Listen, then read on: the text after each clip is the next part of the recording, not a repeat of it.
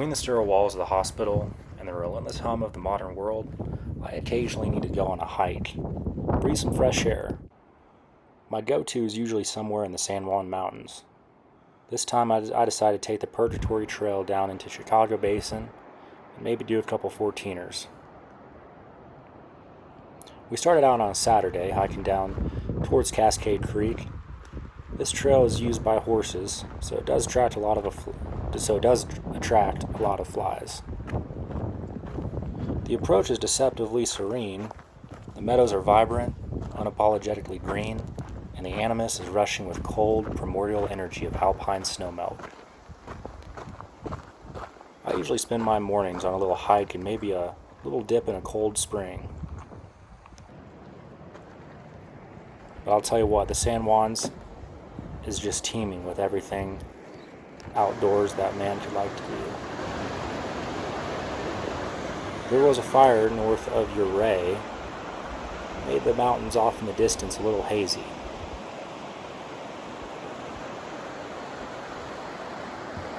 Still, the air was crisp and their spirits were high. We pushed up Needle Creek, winding our way through ancient, towering stands of spruce and fir. The air up here smells of damp earth, pine needles, and altitude. An absolute tonic for the lungs. Every time the trail kicked up a steep granite pitch, you just had to put your head down and embrace the work. We finally broke into Chicago Basin, a sprawling alpine amphitheater, and pitched our camp.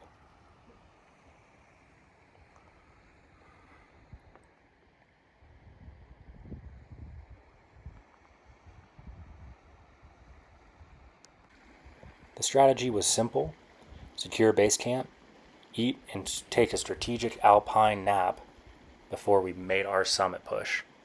But the wilderness, as it usually does, has its own agenda. Cab luck. Enter the true sovereign of the basin, the mountain goat.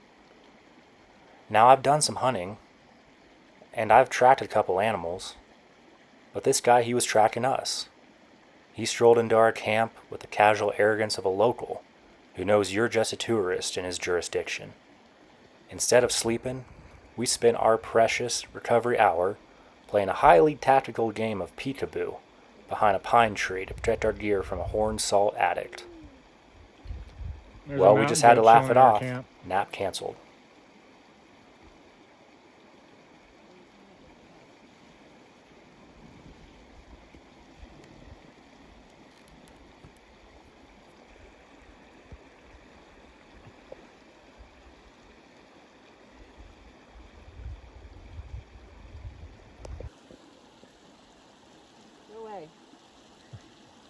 We finally got him to go away.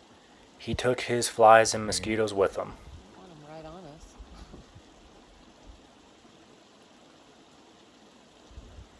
Bringing all his bugs and nastiness.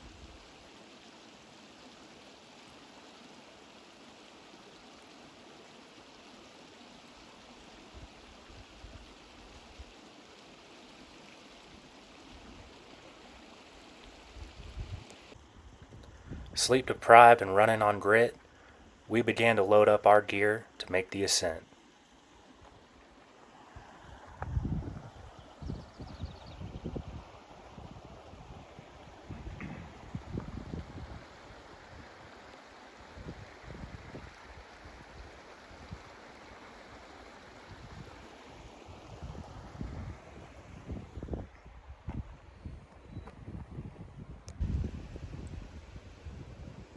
The lush basin quickly gave way to stark, unforgiving granite architecture.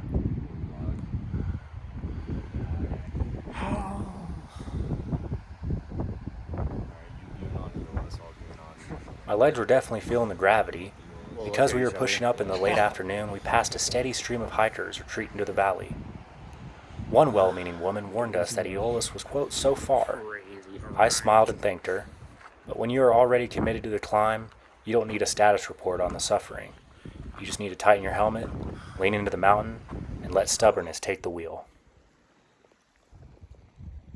We finally made it up to Twin Lakes, which is how you access the 14ers. To the left, North Eolus and Eolus. To the right, Windham and Sunlight.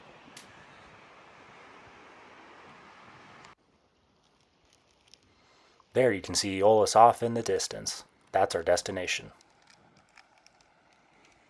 We stopped at the lakes for a quick snack and a pick-me-up before we made our summit push. Pushing a summit this late is usually a gamble with the afternoon lightning, but the weather gods were merciful. The sky was a canopy of benign, bruised clouds and the air was dead still. There you can see a little friend just coming by to say hi. Are you cramping? Oh my gosh. Both quads now. Uh-oh.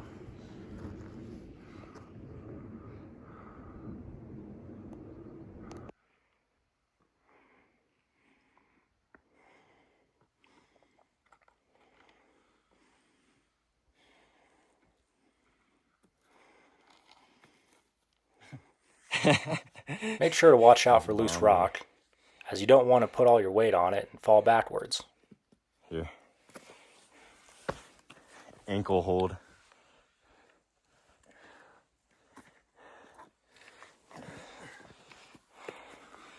Hey.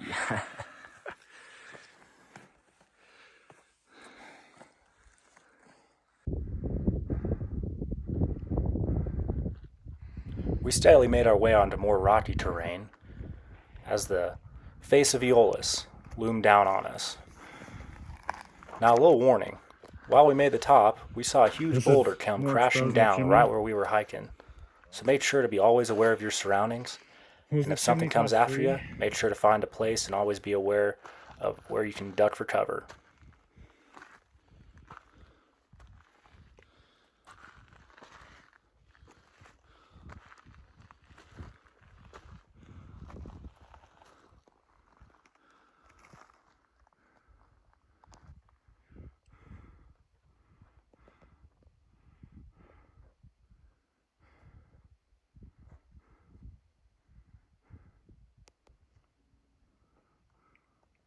This is where the trail vanishes and the mountain tests your nerve.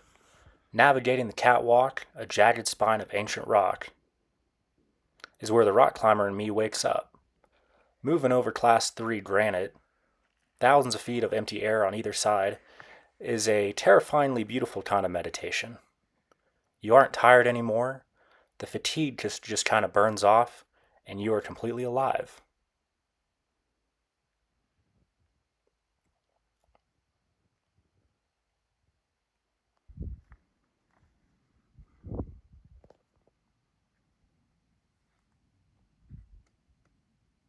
Is that solid? Is that solid? Okay.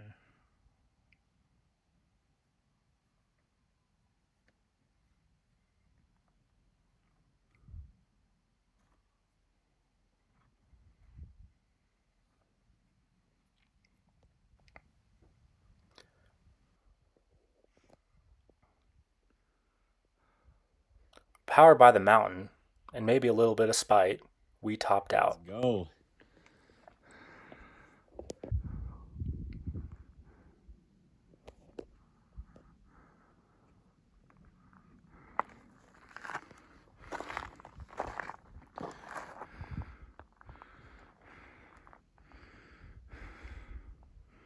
We hit the summit of North Eolus and Mount Eolus just as the sun began to fracture through the clouds. The lady on the trail was right. It was far, but she missed the reward. Because we pushed late, we had the entire 14,000-foot roof of the world completely to ourselves.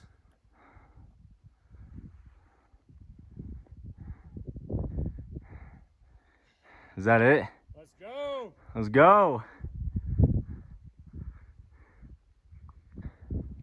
The San Juan stretched out like an endless sea of fractured stone, bathed in that heavy golden light. It's the kind of wild, solitary beauty that gets into your bones and stays there.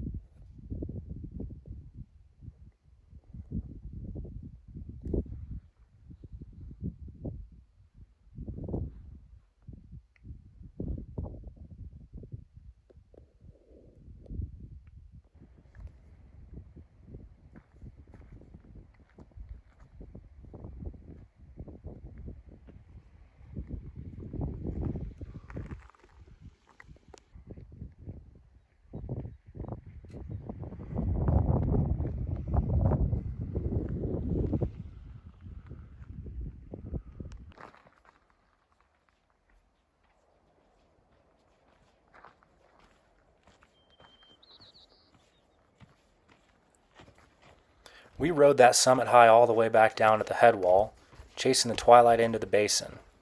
We crashed hard that night, thankfully unchallenged by the local wildlife, and hiked out the next morning to the rhythmic rumble of the narrow gauge train.